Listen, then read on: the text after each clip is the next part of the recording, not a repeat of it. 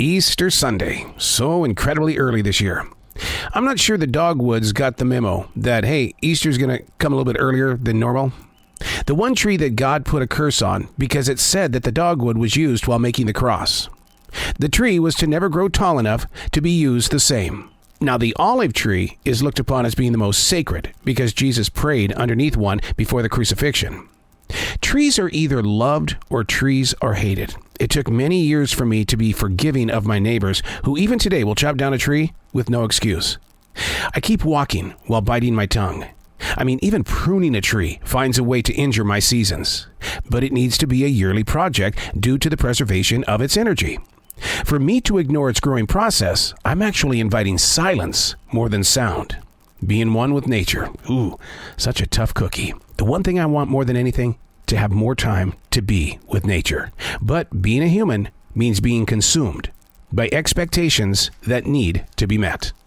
Hey, it's Arrow. This is The Daily Mess, a chronological walk through an everyday world. I am a daily writer, a silent wolf.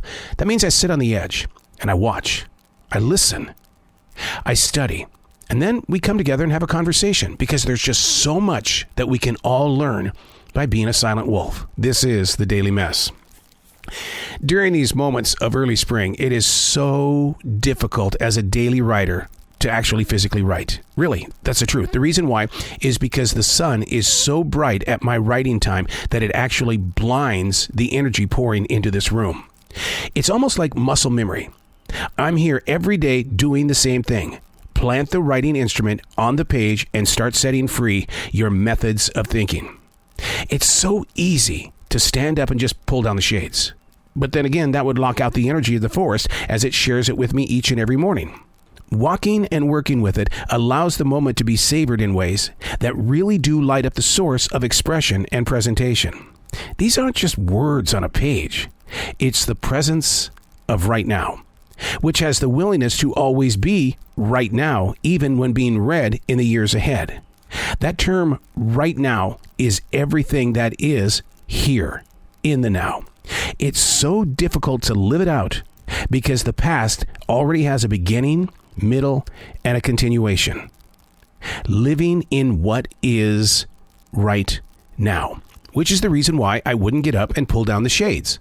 Because I wanted that sunshine to give me energy. I needed that sunshine to give me something to talk about other than war around the world, poverty, and really things that are totally out of our control. And so I made that bright sun blinding me from writing be the problem. But it gave me a source of conversation to remind myself that these are the early budding moments of spring.